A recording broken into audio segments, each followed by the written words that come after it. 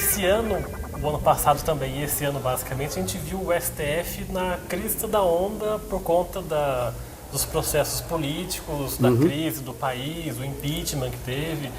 Como é que o senhor analisou, como é que o senhor acompanhou nesse sentido, como é que o senhor julga o papel do STF nessa crise que a gente vive já faz mais de um ano? Eu brinco com os meus alunos na sala de aula, que é o seguinte: hoje é mais fácil escalar os 11 ministros do Supremo do que escalar, por exemplo, o time do Corinthians, né? Os nomes dos ministros do Supremo se transformaram em nomes quase que populares, né? Quer dizer, as pessoas falam, porque o Marco Aurélio, porque o Luiz Roberto Barroso, porque o Teori Zavascki, né? Porque o Ricardo Lewandowski, agora por conta da ministra Carmen Lúcia. Gilmar Mendes. Então, eu acho que uma das situações mais importantes que a Justiça precisaria fazer, e eu sempre divulguei isso, é de que nós precisamos levar à população a ideia correta do que é a Justiça. E nós precisamos fazer, em caráter permanente, uma campanha institucional. O cidadão tem que entender, e a sua entrevista aqui me permite abstrair daqui a qualquer elogio que eu possa fazer à minha pessoa. Eu não estou aqui para me elogiar, nem seria cabotino da minha parte, mas você presta um serviço público quando você traz alguém e pede que ele explique o que é que ele faz. Porque, no mais das vezes, o cidadão não sabe, né? Mas eu acho que o papel do Supremo é um papel que ganhou uma dimensão que o próprio Supremo não imaginava, não é? Hoje, a judicialização dos temas políticos é muito grande. E eu acho que o Supremo, com a extrema sabedoria, mas extrema sabedoria, ele disse, os assuntos que são interna corporis, os assuntos que são próprios do legislativo não devem sair. Ali se encontrará a solução. O Supremo Tribunal Federal, como guardião da Constituição, ele tem a obrigação do quê? De zelar pela forma, não pelo conteúdo. Ou seja, foram obedecidas as regras da lei, foi obedecido o devido processo legal, há uma infração à norma expressa da lei? Não. Agora, sobre o conteúdo, sobre aquilo que vai se decidir, o Supremo não pode participar. Ele é um órgão, ele é um dos poderes do Estado, mas ele só pode ser provocado para manifestar-se sobre questões jurídicas. Fora disso, ele não pode. Então, acho que o papel do Supremo desde o mensalão, desde o petrolão e todos os anos que vierem, ele faz um papel muito bom. E popularizou a justiça, levou a justiça à compreensão do que é a justiça ao cidadão, ainda que essa compreensão eventualmente não seja assim completamente compreendida pelo cidadão, né? Quando você vê uma sessão de julgamento 7, 8 horas e olha o resultado final e diz assim, meu senhor, mas como é que eles chegaram a esse ponto? Então é nisso que eu sempre digo, vamos fazer uma campanha institucional de caráter permanente, explicando para o cidadão o que é a Constituição, não é? O Estatuto da Cidade. Nós estamos em Jacareí, uma cidade maravilhosa. Precisamos entender o que é o Estatuto da Cidade. É a lei que regula as relações entre o município e o cidadão. Como é que eu vou agir aqui enquanto cidadão? Posso mexer na calçada? Posso alterar o trajeto da rua? Posso interceptar uma passagem impedindo que o cidadão venha de um lado para o outro porque aquilo me interessa, porque quero fazer um condomínio fechado na rua onde moro? Quer dizer, coisas desse tipo e que são importantes a gente saber, não é? E o papel que a TV Câmara e que você aqui no seu programa fazem é um papel educativo. Eu acho, sem educação, Rodrigo, nós não vamos chegar em lugar nenhum. É o principal. É o principal.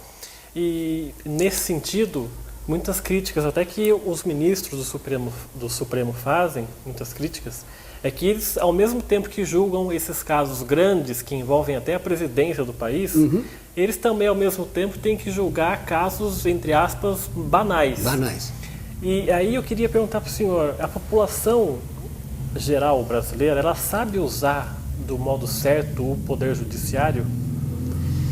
Eu acho que ela sabe usar o poder judiciário. Eu acho que o judiciário é que não dá essa resposta, não é? Eu não consigo fazer uma leitura de que o cidadão não deve ir à justiça porque ela é morosa. Não. A justiça não é morosa. O que acontece com a justiça é o seguinte, ela tem que obedecer um mínimo de garantias do direito de defesa. Então, eu não posso entrar com uma ação e achar que o Estado vai responder a essa minha pretensão em 30, 60 dias. Existe um devido processo. Então, eu tenho que assegurar ao réu o direito de defesa, eu tenho que assegurar às partes o direito de produzir provas. E até a conciliação também entre as partes, daí acaba direto... Isso. Eu coordeno um trabalho no tribunal de reunião com diretores das faculdades de Direito de São Paulo, com o objetivo de perguntar para eles que profissional é esse que a escola entrega para virar juiz. Então é alguém que entra na faculdade de Direito pensando no litígio. Ele tem que pensar diferente. O profissional que a gente está formando não pode pensar só no litígio, ele tem que pensar na conciliação, não é? Na mediação. Porque o primeiro juiz do processo é o advogado. Quando ele recebe o cliente no escritório e diz assim, a senhora não entre com a ação, o senhor não faça isso, porque olha, o tribunal já se manifestou em 5.000 casos aqui. Ó. Isso aqui não tem jeito. Nós vivemos hoje o novo Código de Processo Civil, que entrou em vigor agora. Ele vai dar uma mudança muito grande. Nós vamos perceber isso daqui talvez 3, 4, 5 anos. Ele prestigia a ideia do incidente de resolução de demandas repetitivas. O que é esse incidente de resolução de demandas repetitivas? É a manifestação reiterada que os tribunais deram a respeito de um determinado tema. Isso inviabiliza que aventuras jurídicas sejam perpetradas. Novas ações sejam movidas com o mesmo objetivo diante da justiça já ter se manifestado sobre aquele tema por centenas, milhares de vezes. É razoável que alguém, mais uma vez, use do aparelho do Estado, faça o tribunal ou o Poder Judiciário se atolar de mais um serviço quando ele já sabe exatamente qual é o resultado do seu processo? Não é? Outra coisa, acabar com a ideia de que a justiça é uma loteria. Eu ganho de um jeito, posso perder de outro, depende do juiz que vai julgar. Não vai depender mais. Esses incidentes, eles vão padronizar um entendimento que vai vincular o juiz de primeiro grau. Então ele não vai poder pensar diferente. Isso é um tema para a gente conversar aqui horas. Mas o juiz novo, talvez o mais antigo não, ainda resista um pouco, mas o juiz novo, ele vai compreender bem o seu papel, para entender o seguinte, ele vai se debruçar sobre o que for diferente, sobre o que for complicado, porque aquilo que já foi decidido, e já foi muitas vezes decidido de um mesmo jeito, só se a situação fática for muito diferente, mas se ela for igual ou assemelhada, acabar com aquela ideia de que a justiça é lotérica e dar isonomia, tratamento igual para todo mundo. Não importa se é rico, se é pobre, se tem um bom advogado ou um mau profissional que o defenda. O senhor é um telespectador da TV Justiça? Sou. Sou e alguns amigos até brincam comigo, mas isso não te faz mal, né? Eu digo não, às vezes o julgamento não me desperta interesse, então eu mudo de canal. Mas quando o tema é palpitante, eu gosto. Assim como gosto de assistir o seu programa. Ainda bem. Graças a Deus. A gente está indo para a parte final do nosso programa. Eu queria fazer algumas perguntas mais de cunho pessoal para o senhor. O que é que tira o cidadão Luiz Fernando Salles Rossi do sério? Tem alguma coisa? O senhor fica bravo por alguma coisa? Quando o Palmeiras perde. Então o senhor não está ficando bravo ultimamente? Não, ultimamente eu não estou ficando bravo. Mas eu, como todo e qualquer pessoa, tem um dia que eu tô mais equilibrado, menos equilibrado, né? Eu sempre digo que eu não posso levar o meu desequilíbrio para dentro do processo, né? E eu acho que a experiência da vida, o rapaz que me leva e me traz, ele diz assim, doutor Fernando, como é que a gente pode dizer que vai ser justo sempre? Você não pode dizer. A gente faz o esforço para ser, não é? Então, respondendo a sua pergunta, quando o Palmeiras perde, quando o Palmeiras vai mal, e fora disso, quando eu encontro dificuldade para resolver um processo, não é? Às vezes acontece. Eu começo, sento no computador e escrevo. Aí depois de escrever 10 laudos, eu digo, meu Deus, não é isso, joga fora. começa de novo. Acontece isso. O senhor leva para casa, costuma levar para casa? Levo. Mas procuro concentrar o meu trabalho mais no tribunal, porque acho que ali a estrutura que a gente tem de trabalho, de pesquisa, de jurisprudência. Eu tenho 4 assistentes no gabinete que me ajudam nos relatórios, né? Eu me orgulho de dizer que eu fui entre 2009, 2010, 2011, 2012 e 2013 o desembargador mais produtivo do Tribunal de Justiça de São Paulo. E isso não é resultado de uma ação minha, né? É resultado de uma equipe que trabalha, né? Eu já estou chegando a 40 mil votos, 40 mil decisões que eu dei desde que eu cheguei no tribunal. Caramba! Então são 3 mil e poucas decisões por ano, né? São... Nossa, pensando a média aqui por semana. É muito. Dá muito mesmo. É muito. Caramba! Né? Mas é o que a gente gosta de fazer e a gente faz com muita paixão. Mas não é, por exemplo, nesses tantos mil casos que o senhor julgou lá, não é uma coisa automática, né? Não. O senhor tem que se debruçar sobre o caso. Tem que se debruçar. Né? Porque, cada caso é um caso, né? Não tem como... Eu julguei outro dia um caso muito interessante. Ele tem 46 anos de idade, e não vou dizer o nome, lógico, e o pai 80 anos. Ele descobriu que o pai de 80 anos era seu pai quando a mãe, no leito de morte, disse: o seu pai é fulano de tal. E ele entrou com uma ação de indenização por dano moral contra o pai.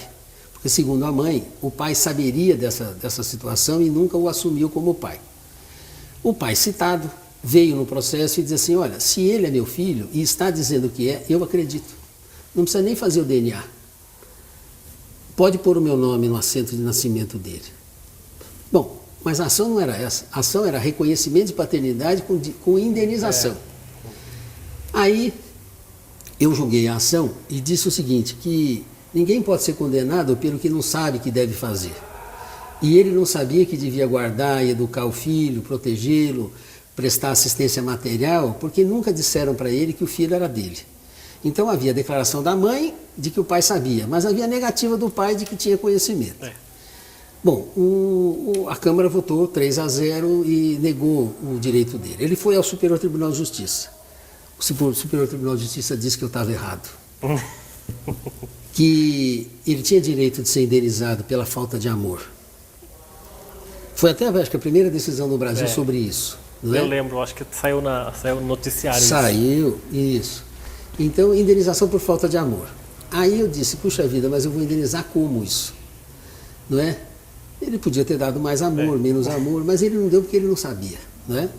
Então eu me curvo ao Superior Tribunal de Justiça que disse que eu estava errado. Mas continuo pensando aqui, como Luiz Fernando, pai, avô, de que a minha decisão estava certa. Não é? Respeito, cumpro, claro. Mas eu digo, tem isso. Então, às vezes isso tira o Luiz Fernando, não do sério, mas deixa o Luiz Fernando triste. O senhor é uma pessoa teimosa, insistente? Eu sou perseverante. Perseverante. Sou muito. Não é? Eu luto para fazer da maneira... eu não digo perfeita, porque eu tenho ciência de que a perfeição está muito longe da minha pessoa, mas eu tento fazer da melhor maneira possível. Né? Não gosto de nada estragado, como não gosto de nada errado. Né? E acho que a gente tem o mesmo trabalho, fazendo certo ou fazendo errado. Eu sempre ensinei isso às minhas filhas. Eu digo, olha, o tempo que você perde para fazer ou não fazer é exatamente o mesmo. Então faça e faça bem feito, porque aí você não tem que fazer de novo. E o senhor é uma pessoa muito saudosista? Ah, sou. Do que o senhor sente mais saudade? Ah, eu sinto saudade de tanta gente, né, que passou pela minha vida, que foi importante no meu caminho profissional, na minha vida pessoal, né. Eu me considero um homem abençoado. Deus foi maravilhoso comigo. Me deu um pai, uma mãe maravilhosa, uma esposa espetacular, filhas perfeitas, inteligentes, amorosas, genros, netos. Eu sou muito devedor, sabe? Eu não acho que eu mereça tudo isso não, mas eu agradeço muito a Deus a oportunidade. E acho que o meu trabalho, nesses 34 anos de carreira, me permitiu, como criatura de Deus, como criatura humana, melhorar, sabe? Eu me esforço todo dia para ser melhor, mais justo, mais correto e pregar o exemplo, né? Não é da perfeição, é o exemplo da luta para fazer melhor, né? Eu acho que é isso que falta às vezes aqui no espírito do homem público. O homem público, ele é exemplo, né? Eu não posso chegar num bar, abrir uma cerveja e não ter a compostura adequada. A mesma cerveja que eu vou tomar num bar, eu posso tomar em casa, mas de maneira reservada. Dá um exemplo, Eu tenho que dar o exemplo. A gente faz isso como pai, como irmão, como filho, como avô e como homem público. Eu não posso ser diferente. Não é? E quais são as maiores lições que o senhor tirou nesses tantos anos de vida? Que a gente não faz nada sozinho. Que você hoje, por exemplo, por os desígnios de Deus, está dando oportunidade para eu falar para a minha querida Jacareí, né? Dizer quanto eu sou agradecido à cidade que me abraçou, que me cuidou. Né? Eu me sinto devedor. Né? Aqui eu encontrei a mulher da minha vida, aqui eu criei as minhas filhas. Então, eu acho que isso a gente tem que reconhecer. E que a gente não fez nada sozinho. Você só chega a ser alguma coisa, se a gente é alguma coisa, porque muita gente ajudou. Não é? Ajudou na oração, ajudou na ação, ajudou na participação. Né? E eu sou muito agradecido de ter tido a oportunidade sempre de fazer. Né? E esse inconformismo, essa minha permanente vontade de transformar, eu sou inquieto, né? Eu sou perseverante e inquieto. Eu não gosto de ver as coisas erradas e acho que a gente tem que pegar e se você vê que alguém está fazendo errado, ajude ele a resolver, não é? Não joga pedra, não, porque não é esse o melhor caminho de educar. Né? Nas horas suas de folga, o que o senhor costuma fazer? O senhor viaja? O que o senhor faz? Olha, quando eu posso eu viajo, mas eu gosto muito de vir aqui para o meu sítio, né? Aquele contato com a natureza. Eu tenho um netinho com 4 anos que também adora o lugar, então nós vamos para o curral, vamos ver tirar o leite da vaca, montar no cavalo, fazer um churrasco. Uma vida simples, mas que eu acho que ali a gente aprende muito, né? O contato com as pessoas mais humildes, né? Porque a ideia de que o conhecimento está atrelado à educação não é correto, né? São coisas muito diferentes, né? E o aprendizado que a gente tem com as pessoas todos os dias, né? Eu aprendo com a pessoa menos letrada, às vezes ele te dá um exemplo ali que você diz, puxa vida, rapaz, eu tinha que ter agido de forma diferente. Aí se você me perguntar, você se arrepende de alguma coisa que você fez na sua vida? Se eu não tivesse a capacidade de me arrepender, eu estaria muito mal. Eu me arrependo, sim. Muitas coisas que fiz, muitas coisas que deixei de fazer, mas também fico muito feliz de ter feito muito também, né? De ter me empenhado para realizar. O senhor falou bastante nessa entrevista sobre orações, religiosidade, Deus. Eu queria saber qual a importância da religiosidade para o senhor na sua vida. Eu acho que a religiosidade ela está atrelada à ideia de que nós somos instrumento de Deus, né? Deus nos reserva um papel.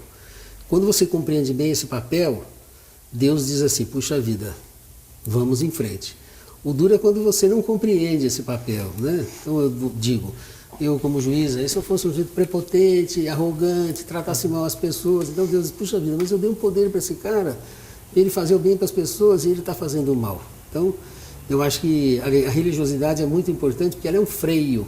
Quando você compreende, do ponto de vista religioso, de qualquer fé que você professe, não precisa ser a fé cristã, ou protestante, ou qualquer um, não interessa. Interessa que ele compreenda exatamente o seu papel, não é? E tem a noção de que ele é parte do todo, ele não é o todo, né? A gente sempre brinca, né? Que tem juiz que acha que é Deus e tem juiz que tem certeza que é Deus, né? Então eu, graças a Deus, eu nem acho e muito menos tenho certeza de que sou. Tá certo, doutor Salles Sosa, quero agradecer muito sua participação aqui, parabéns pelos seus anos de trabalho e obrigado por ter aceitado esse convite. Ô, Rodrigo, eu é que agradeço, muito obrigado pela oportunidade.